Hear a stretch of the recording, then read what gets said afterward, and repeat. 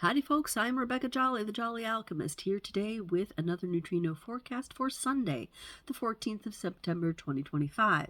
Yesterday, because we got so busy talking about other issues, I did not get a chance to explain what's going on with our cross of informing tie here. So, our cross of informing scarf is about this pressing desire, this manifesting energy to take what's very gray and to try to turn it into black and white.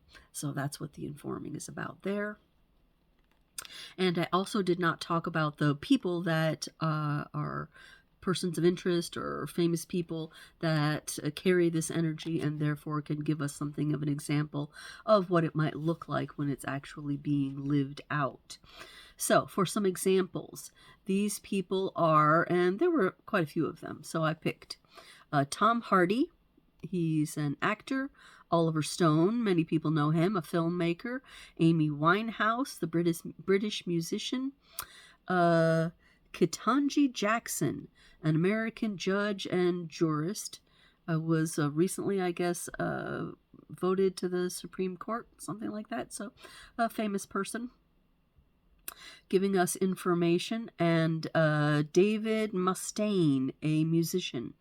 So again, this cross of informing is a very powerful one because there's a lot of powerful energy there, and it's energy about wanting to interpret the past, to help other people make sense of the confusion of the past, and thereby in some ways control their thought processes. And of course we have here as an underlying energy the 11 and the 12, which gives us a connection here for these people. So whether or not they are true manifestors, they are, even if they're generators, they're definitely manifesting generators who are able to speak about their moods and emotions and be influential for us in that way. 47, line 6 is futility, the futility of understanding and finding meaning, and really coming to an acceptance of that, because it's not something that they're dealing with consciously anymore. It's just something, an energy they're holding in their bodies. And today it goes into detriment. So that is, life is seen as an ordeal without meaning or purpose, without hope of ever getting closer to the meaning.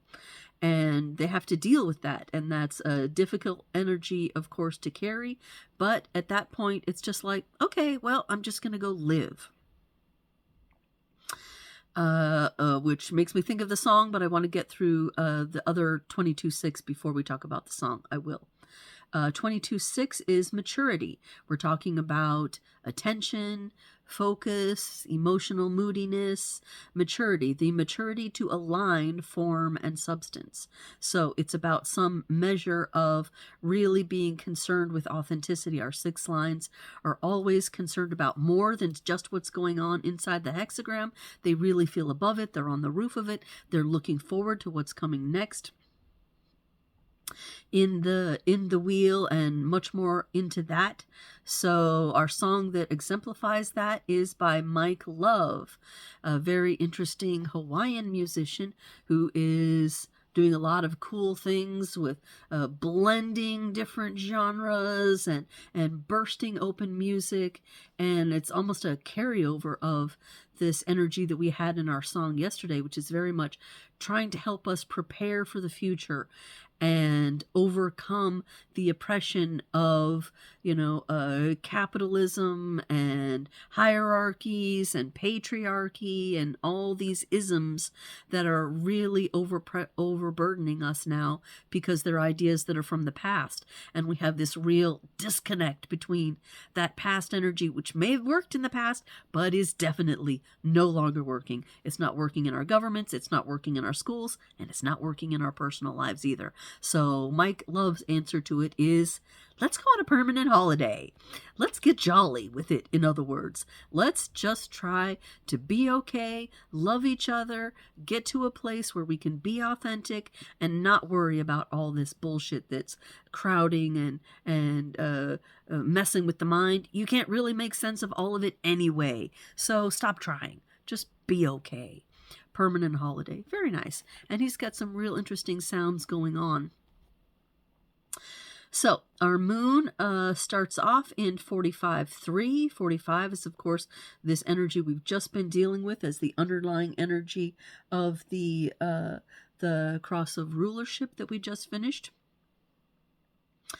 And 45.3 is exclusion, the reaction to the exclusion from the material processes. This is an energy I actually carry. That is my 45th gate activation. And as a result of that, I have really dealt with the exclusion from material processes in my life, i.e., I have been poor, dirt poor, homeless poor, eating out of the garbage poor. And it's definitely something to see the process of being able to rise up out of that and hopefully become a person of influence as I help other people to see homeless people aren't pariahs. They're people who are there for many different reasons, and there are people who are really in some ways feeling the brunt of this clash between the old and the new going forward. They're sort of the ones who are getting ground as those wheels grind against each other. They're the ones who are really holding that energy for various reasons. Of course, some of those people are there just because they've fallen into addiction or some sort of physical oppression, but there's many kinds of homeless people, and it does not do to judge that book by its cover ever. And of course, me being a charitable profile, my heart always goes out to them. And of course, me being a revolutionary, I'm sorry, that's on this side, the revolutionary, that means that I've had, and this has been one of my really broken spots, this overarching obsession with the 19th gate and the needs of the community, and feeling like the needs of the community are so great. Let me go ahead and bring some homeless people in and share whatever it is that I have with them, which has, of course, led to some problems, as you might imagine. And I'm having to realize that kind of charity does not serve me, and it doesn't serve them either. This I also learned the hard way. So I'm not saying don't share with homeless people, but I am saying that there's some kinds of helping that are more useful for them than not.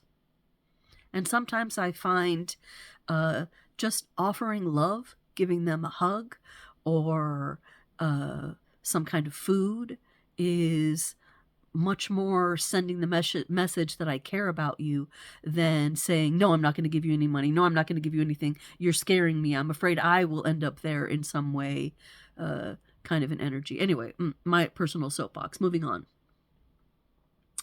6.1 is where sorry, we were in 45. Yeah, so the moon will then move to 12, which is of course our underlying energy. So we will have a conscious active connection today made between the 12 and the 22, which will give manifesting energy to the entire world today.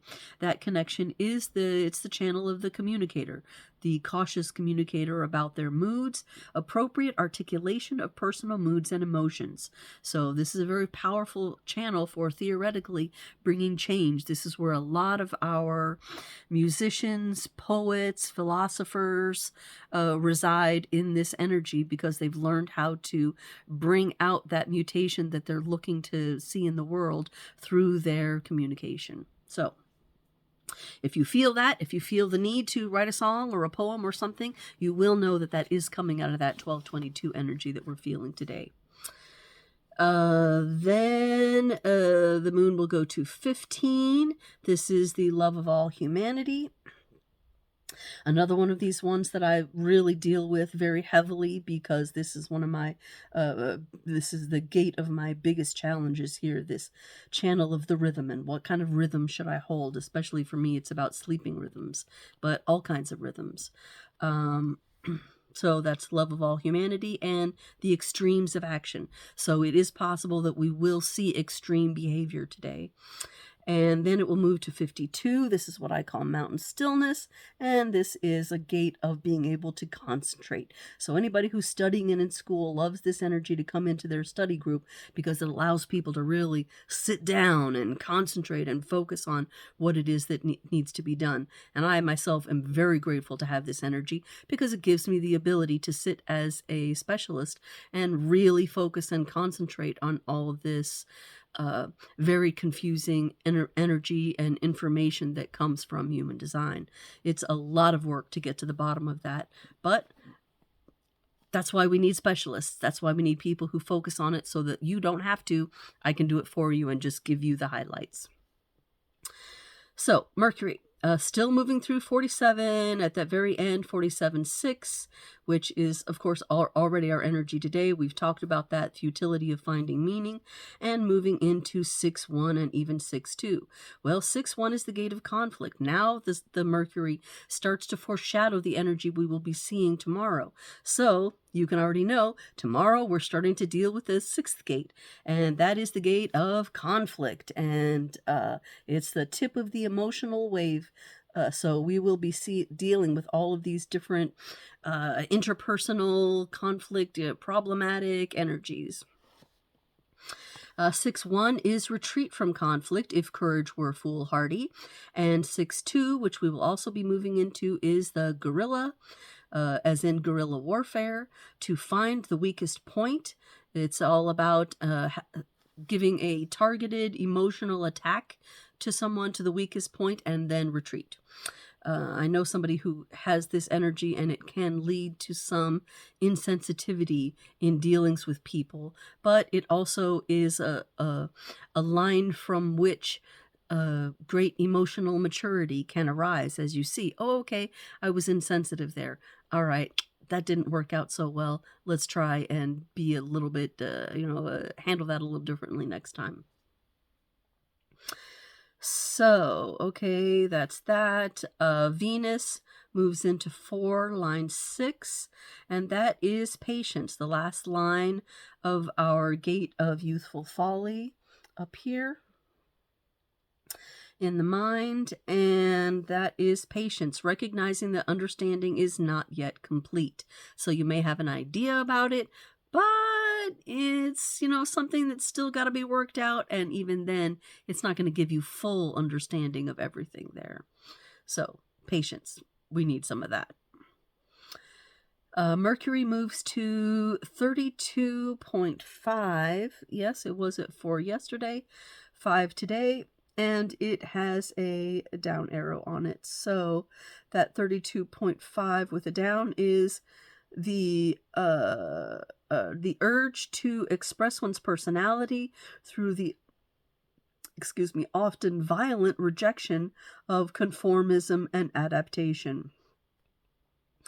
So, the 32nd gate is all about flexibility and being able to move with change. But when you go into the down arrow, which is the detriment, then sometimes you can't. You refuse to be flexible. You refuse to make those changes. And so then it leads to instability and sometimes a lack of success. So be aware of that. That's a kind of a dangerous energy to be going around. But if we're aware of it, nothing's dangerous. We can just feel that energy, let it pass through us and go, oh, okay, yeah. I do have a feeling like I should be sticking on something today, but flexibility is really what's needed for the day to be successful. All right, we talked about the song, we talked to people, we talked about the tie, we talked about connections, and otherwise the global energy is remaining stable, except this is weird, and I don't understand it. I don't know if it's a mistake or if it really is the way the energy is moving in the universe, that 20, line 2 on Uranus has gone out of the detriment. So I will be definitely asking the Ebharts who run 64 keys about how that works, why that works, and if that's really what's going on. They're the ones who have calculated the algorithm that I use for doing these readings in 64 keys. I very much admire these people and their dedication to humanity and their willingness to give so much human design information to humans for free. So I always recommend go to 64 keys, look that up. Get yourself a free account and push the buttons and find out all that you can about your energy. You might not understand everything that you read there, but in America, that information is very expensive to get, and 64 Keys is giving it to people for free. So it's worth going to check out. It's a couple $100 worth of information that's available there to you to help understand your energy, how you move, and what your strengths are, so that you can start to live in your strengths instead of being tortured by the not self or by the things that are not you. So there's that. Until tomorrow, when we move into the right angle cross of Eden, y'all take care of yourselves. Ciao.